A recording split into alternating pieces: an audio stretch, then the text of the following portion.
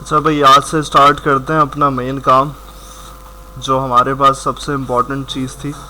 तो आज हम क्या करेंगे, हम करेंगे क्रिएट कि हमारे पास किस तरीके से डेटा क्रिएट होगा, डेटाबेस के अंदर इंसर्ट होगा।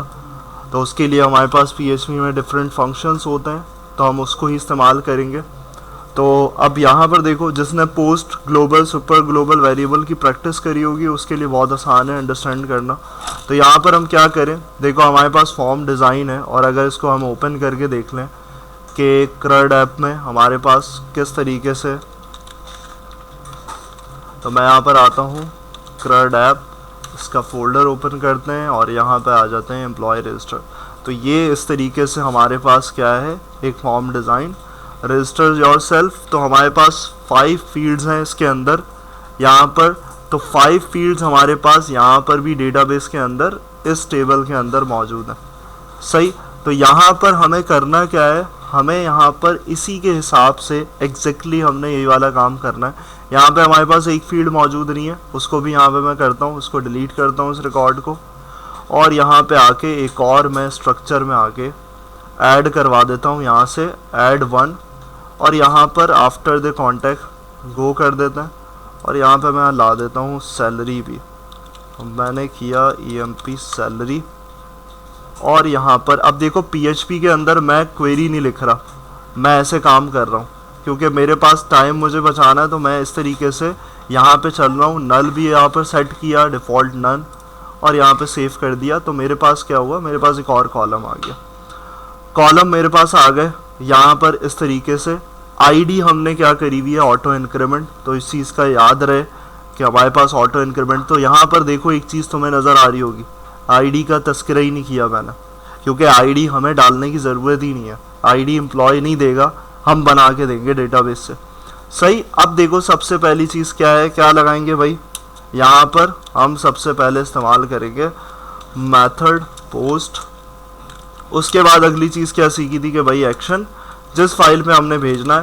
तो हमारे पास कौन सी फाइल है, add.emp.php, जो हमने लास्ट क्लास में बनाई थी।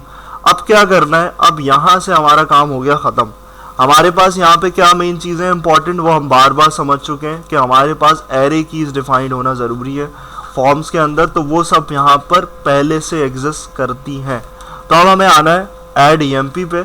जल्दी आओ अली, तुम लोग पता नहीं, एक तो लेट आते हो, सुबह कर देते हो पूरी। तो यहाँ पर देखो, यहाँ हमारे पास क्या है, सबसे पहली चीज़ हमें क्या करना है, हमें नेम लेना है। तो हमने नेम का वेरिएबल बनाया। उसके बाद हमारा डेटा पास हो रहा है, उस डेटा को गेट करना है। तो हमने पोस्ट का वेरिएबल का इस्तेमाल किया और यहाँ पर उसकी फॉर्म की एरे की पास कर दी। अब यही काम हमने क्या करना है, यही काम हमने सब चीज़ों के लिए करना है। सही है। तो यहाँ पर हमारे पास क्या क्या आ जाएगा, यहाँ पर आ जाएगा नेम, ईमेल,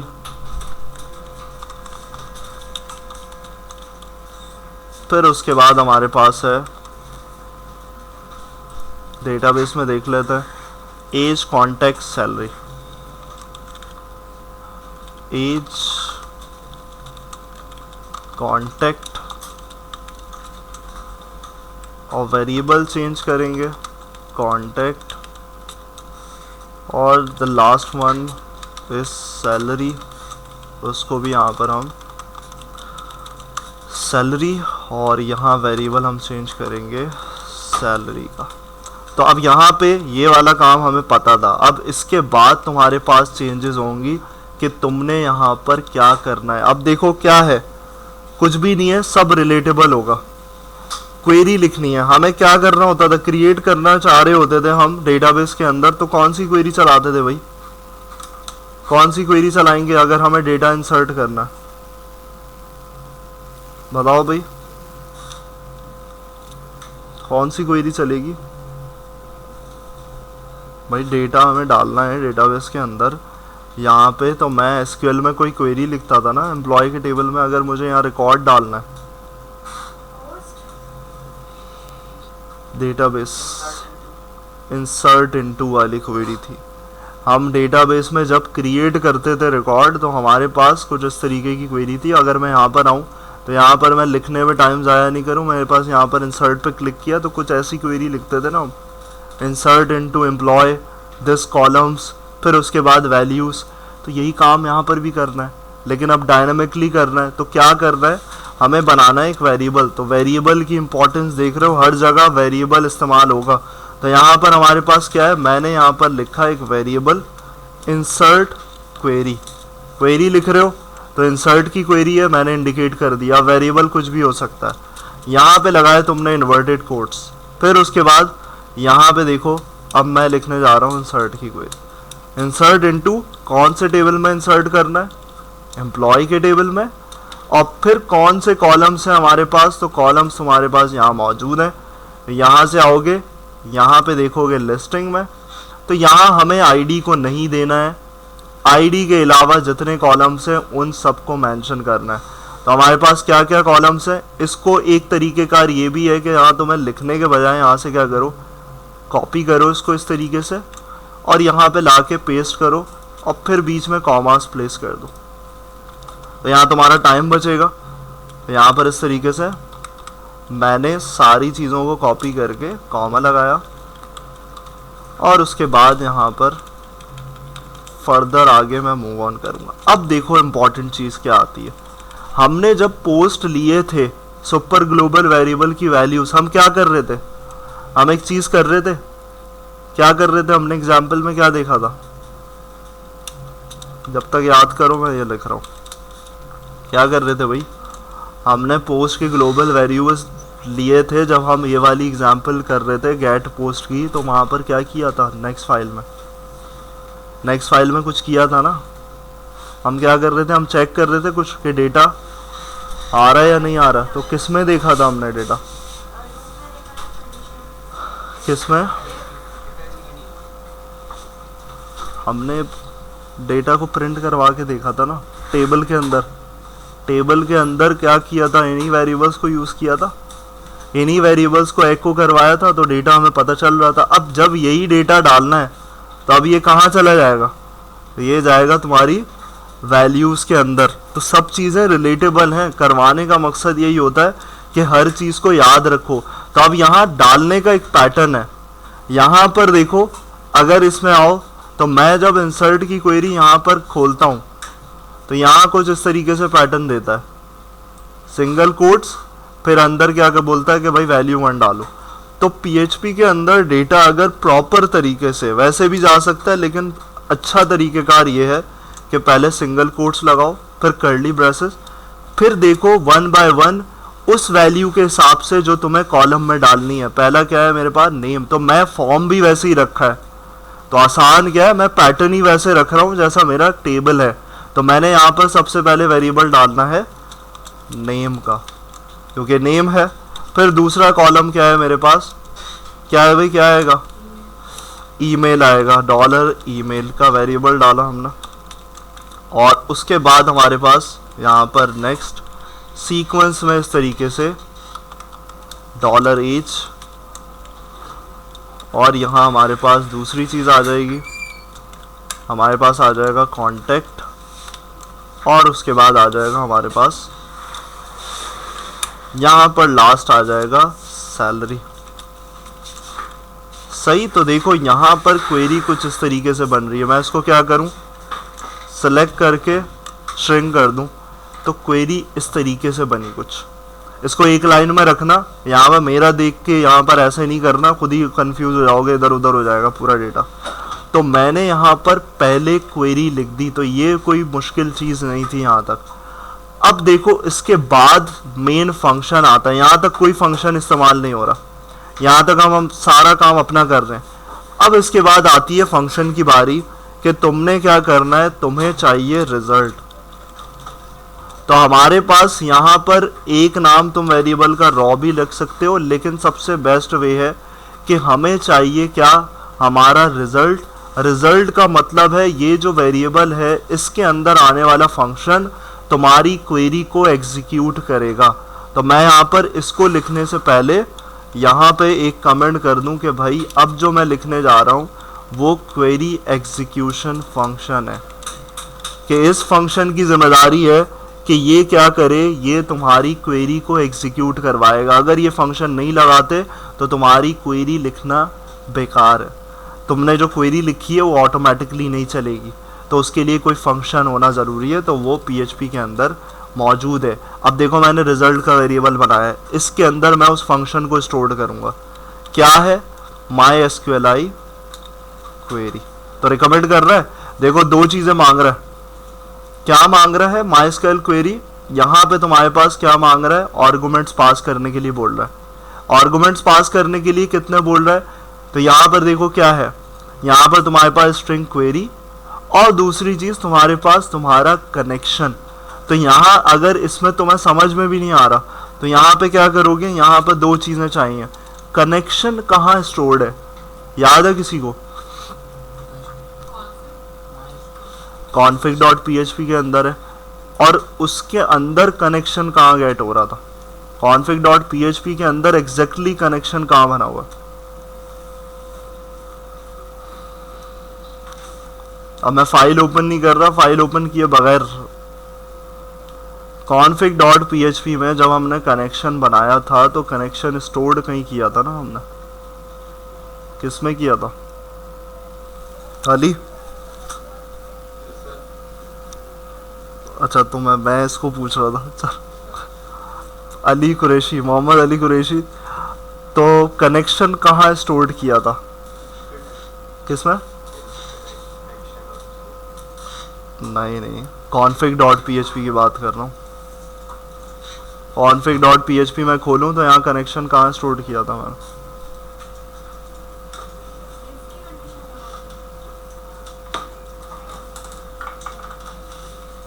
यहाँ से तो आंसर गेट होना चाहिए। फाइल ओपन कर दी मैंने।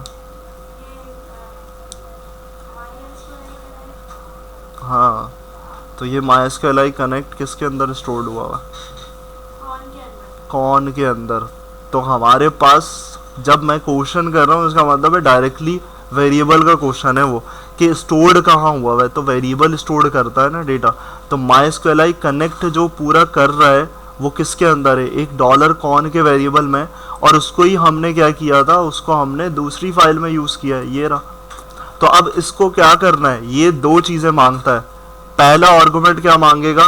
पहला मांगेगा तुम्हारा कनेक्शन का वेरिएबल, ये आ गया। तो यहाँ पर इंडिकेशन हो रही है कहाँ से आ रहा है, config.php, किसकी वजह से, हम ये समझ चुके हैं। कॉमा, अब बोल रहा है स्ट्रिंग क्वेरी, तो इसकी डेटा टाइप रिटर्न क्या है, स्ट्रिंग है, और क्वेरी तो ये पूरा क्या है, पूरा स्ट्रिंग होता है। तो ये पूरा स्ट्रिंग है किस वेरिएबल में, इंसर्ट क्वेरी। तो मैं क्या करूँगा, मैं यहाँ पर अगला आर्गुमेंट पास करूँगा, इंसर्ट क्वेरी। एरर ख़त्म हो गया। दो आर्गुमेंट चाहिए थे, दो पैरामीटर्स बने हुए थे, तो बार बार मैं पैरामीटर्स आर्गुमेंट का वर्ड यूज़ करता हूँ ताकि फंक्शन में तुम्हें दिमाग में बैठ जाए बात के आर्गुमेंट कब होते हैं। तो ये दो आर्गुमेंट तुमने पास किए। समझ में आ रही है चीज़ भाई यहाँ तक?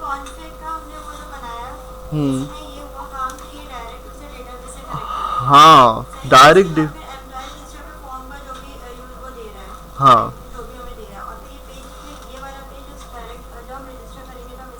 हाँ, तो ये चीज़ हमारे पास, ये जो पेज है, ये जो add.emp.php का पेज है, ये इंसर्शन के लिए, यानी कि डेटा हमारा मैनिपुलेट होके जा रहा है डेटाबेस के अंदर, तो वो इस फाइल की वजह से जा रहा है, क्योंकि सारी चीज़ें यहाँ चल रही हैं। क्वेरी यहाँ एग्जीक्यूट हो रही है और रिटर्न भी यहीं से होगा। रिटर्न का मतलब दूसरी फाइल पर शिफ्ट करूँगा, अभी वो भी बताता हूँ। लेकिन यहाँ तक समझ में आई चीज़ कि भाई क्वेरी लिखी, क्वेरी एग्जीक्यूट हो रही है, कनेक्शन कहाँ पास किया है और कैसे पास हो रहा है, ये सब समझ में आ गया। अब इसके आगे आ जाओ, काम खत्म हो गया, यहाँ तक हो गया, इसका मतलब है तुम्हारा डेटा इंसर्ट हो जाएगा।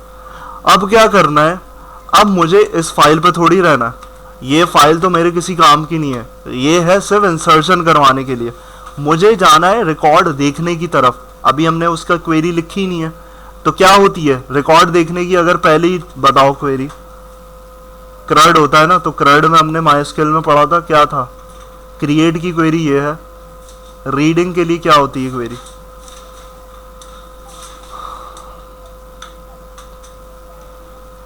रीडिंग के लिए क्या होती है,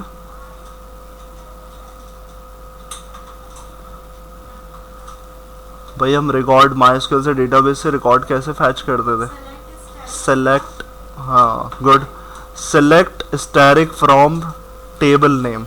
तो अब हमें वहाँ उस फाइल में जाना है, हमें इस फाइल को नहीं देखना क्योंकि ये फाइल खाली होगी। ये फाइल सिर्फ क्या कर रही है, मैनिपुलेशन कर रही है डेटा की। तो यहाँ क्या करना है, देखो अब क्या करोगे, अब मुझे बताओ, बार बार 2 क्लासेस में पूछ चुका हूँ, अब मुझे क्या करना पड़ेगा कि मैं दूसरी फाइल पे जाऊँ कि ये क्वेरी चलने का या ना चलने का मुझे कौन वेरिएबल बताएगा, बताओ कौन सा वेरिएबल बताएगा कि भाई मैं चेक करूं कि क्वेरी चली है या नहीं चली। इफ एल्स बताएगा, और इफ एल्स में डालूंगा क्या, इफ की कंडीशन में कौन सा वेरिएबल डालना चाहिए मुझे,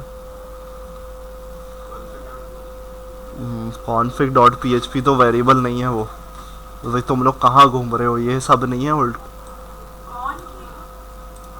कौन सा वेरिएबल बताएगा कि मेरी क्वेरी चली है या नहीं चली।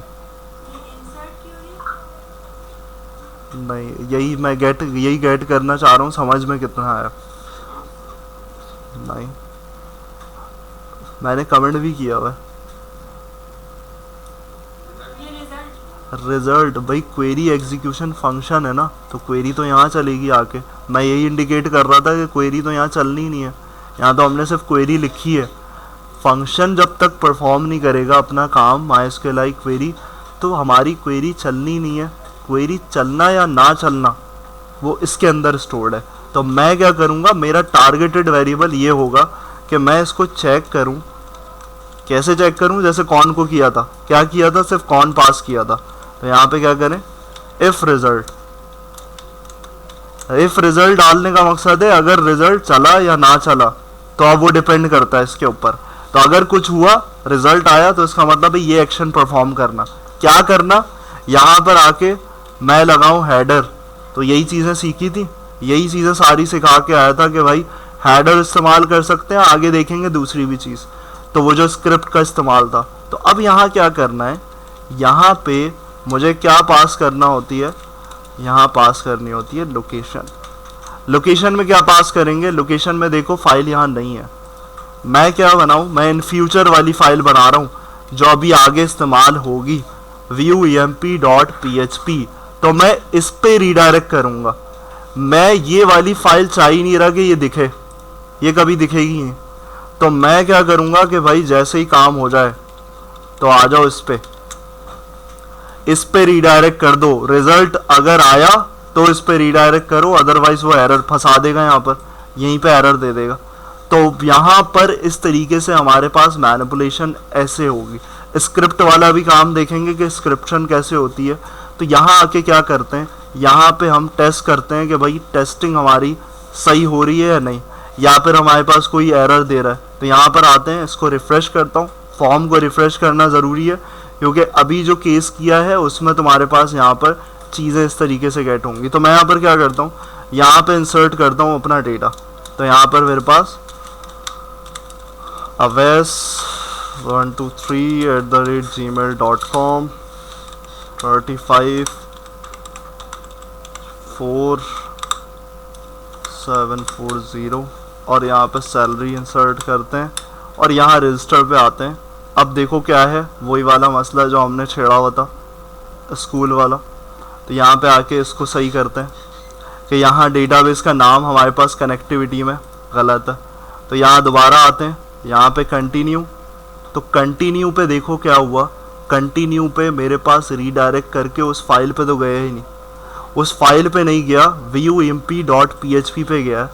तो अगर मैं यहाँ पर आके देखूँ और यहाँ पे आ जाऊँ एम्प्लॉय के अंदर और इसके अंदर अब मैं डेटा देखूँ, तो मेरे पास क्या हुआ, मेरे पास एग्जैक्टली आईडी खुद जनरेट हुई और उसके बाद हमारे पास जो इन्फॉर्मेशन एग्जैक्टली जहाँ हमने डालनी चाहिए थी वहाँ पे हमारे पास क्या हो रही है, वहाँ पे हमारे पास इस तरीके से एग्जैक्टली इन्फॉर्मेशन ऐड हो रही है।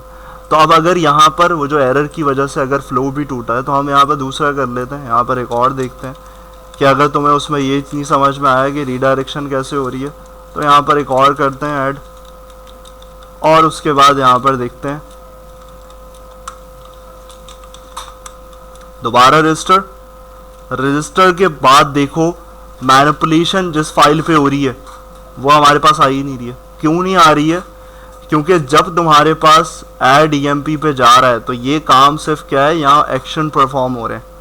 जो चीज़ें होनी चाहिए थी उससे कनेक्टेड हुआ, डेटाबेस में क्वेरी चली, एग्जीक्यूशन करवाई, और फिर उसके बाद उसको यहाँ मिला हेडर।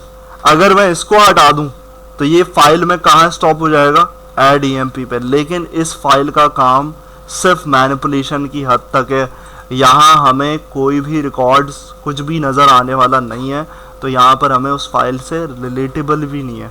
तो यहाँ क्या है, हमने एक और फाइल बनाई थी, उस पर रीडायरेक्ट किया था, तो ये इन फ्यूचर फाइल है, यानी कि अगला कोड यहाँ के लिए होगा। तो ये चीज़ तुम्हारे पास इस तरीके से हो रही है। अब एक और एडिशन करके फिर उसके बाद तुम यहाँ पर स्टार्ट करना काम, कि यहाँ हम क्या करें, यहाँ पर हम स्क्रिप्ट का इस्तेमाल कर लें। कैसे इस्तेमाल करें, हम यहाँ पर लिखें एको और इसके बाद यहाँ पर लिखें स्क्रिप्ट, और इसके अंदर अलर्ट यूज़ करें, और अलर्ट यूज़ करें क्या, एम्प्लॉय रजिस्टर्ड, या फिर ऐसे लिख लेते हैं यू आर रजिस्टर्ड सक्सेसफुली।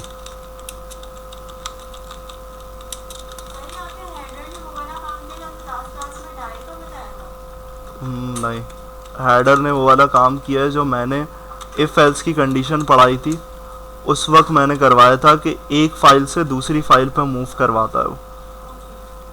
तो यहाँ पर, और ये जो मैं काम कर रहा हूँ ये भी यही काम करेगा, ये भी मैंने समझाया था, window.location.href, इसका भी काम यही होता है कि मैं क्या कर रहा हूँ, लेकिन ये यूज़ करने का मकसद क्या है, ये यूज़ करने का मकसद ये है कि मैं अलर्ट यूज़ करना चाह रहा हूँ, क्योंकि हेडर में मेरे पास ये वाली फंक्शनैलिटी इम्प्लीमेंट नहीं हो सकती।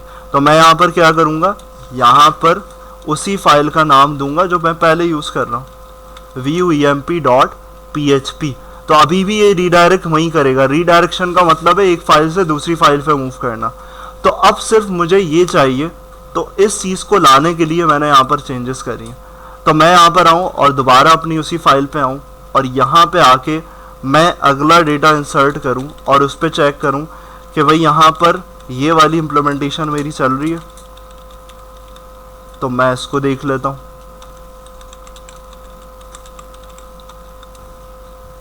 और यहाँ पर ये, तो अब आके रजिस्टर, तो देखो क्या हुआ, यहाँ पर यूज़र को इंडिकेट हुआ यू आर रजिस्टर्ड सक्सेसफुली। तो वो अलर्ट क्योंकि रोकता है, अलर्ट रोका हुआ है कहाँ पर, देखो कौन सी वाली फाइल पे, कि ऊपर क्या आ रहा है, ऐड EMP, यानी कि इसका मतलब है प्रोसेस में वर्क है। फिर उसके बाद जब ओके करोगे तो उसको मिला अगली स्टेटमेंट, उसको क्या मिली, windows.location.href। तो वो फिर क्या किया उसने रीडायरेक्ट किया, बता के अलर्ट करके कि भाई मेरे पास यहाँ पर तुम इस फाइल पे चले जाओ। तो अब यहाँ पे आके क्या करें, यहाँ पे एम्प्लॉय पे आए, तो मेरे पास एग्जैक्टली आईडीज भी जनरेट हो रही हैं विथ प्राइमरी की, और हमारे पास रिकॉर्ड्स मेंटेन, क्योंकि 1 पे हमारे पास गलती हुई थी। जो मिस करता है ऑटो इंक्रीमेंट, रिकॉर्ड्स मिस करता है क्योंकि वो असेंडिंग ऑर्डर में वर्क कर रहा होता है। 1 गया, स्टोर हो गया मेमोरी में, इसका मतलब है वो हट जाएगा। अब वो आगे से फर्दर होगा, क्योंकि पहली जब मैंने चलाई थी तो वहाँ पर क्या हुआ था, वहाँ पर स्कूल के डेटाबेस में एरर आया था। तो यही चीज़ थी। और दूसरी चीज़ ये थी कि मेरे पास 1 जो है वो मैंने डिलीट किया था, एक खाली रिकॉर्ड था, खाली रिकॉर्ड पे कॉन्टेक्ट खाली आ रहा था, उसको मैंने डिलीट किया था, तो वो 1 था। तो जो चीज़ डिलीट होगी वो उसके आगे से काम स्टार्ट करेगा, वहाँ से आईडी जनरेट करेगा। तो यहाँ पर हमारे पास एक स्टेप हो गया।